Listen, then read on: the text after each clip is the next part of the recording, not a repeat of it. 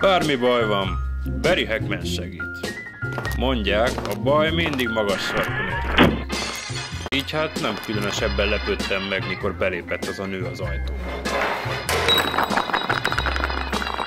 A mese, amivel a nő előállt, már messziről bűzött. Életemben nem hallottam még ennél hátborzongató sztorit. Valaki elanimálta a szabadságszobát.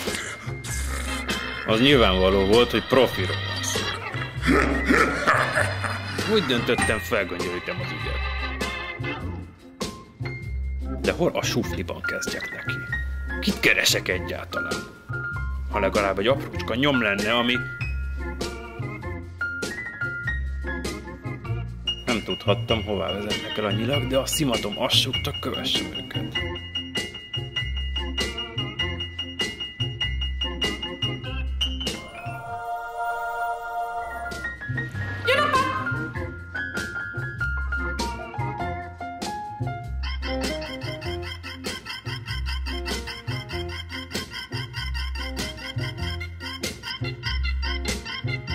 A szabadságszobrot nem animálhatta el valami rotring cerkás mazsola. Az Urániába lyukadtam ki.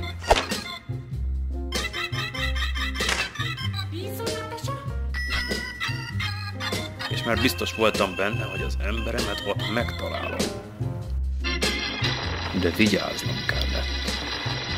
Az animátor nem ismer könyörületet.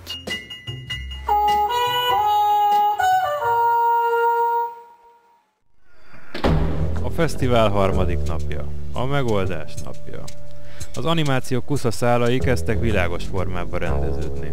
A megannyi alkotóról összefirkált információkból lassan egyetlen név rajzolódott ki. Ma elkapom a sunyi firka királyt, mert Barry Hackman senkit nem eresz ki a markából. De addig még sok a meló.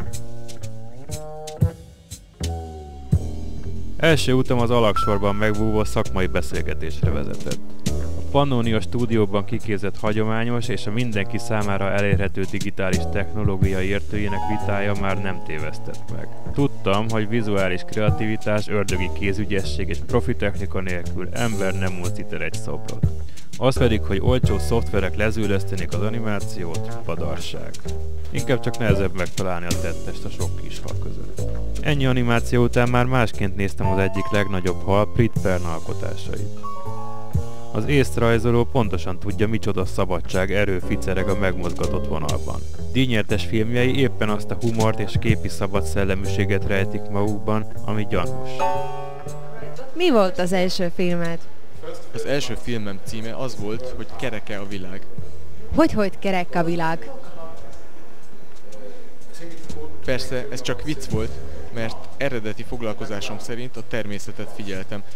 Természettudós voltam, szóval alapvetően nagyon is jól tudtam, hogy a Föld kerek. Tehát csak úgy tettem, mintha nem tudnám, hogy kerek a világ.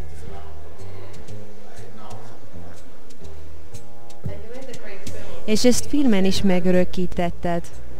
Milyenek látod a fesztiválra nevezett vizsgafilmeket? Tetszett, amit láttál? Hát elég jók. Nagyon jók. Köszönöm szépen.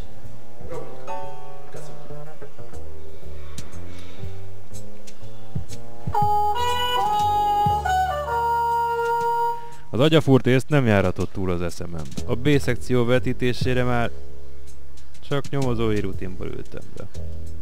Alaposan elmélyített animációs tapasztalatom azonban azt súgta, nem árt nyitva tartani a szemem. Az eddig nem látott, izgalmas ötleteket és technikákat nézve ismét fellángolt bennem a gyanú, a fiatal generációt sem szabad szem előtt téveszteni. Félő volt, ha későn érkezek az zárógálára, emberem kicsúszik a kezem közül. A fődíj kihirdetésekor azonban hideg zuhanyként ért az eredmény. A fiatal Nicholas Lossi lett a fesztivál legjobbja. De ő maga már messze járt. Cselekednem kellett.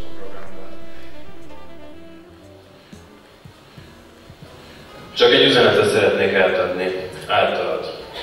Barry Hackman ott lesz és megtalálja. Mert a legjobb animációs filmest kerestem. Ő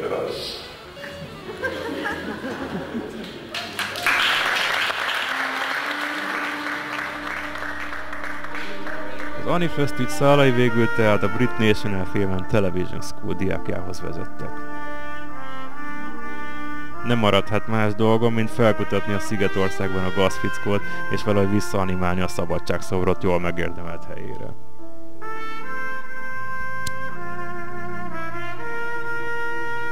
De Barry Hagman előtt nincs akadály.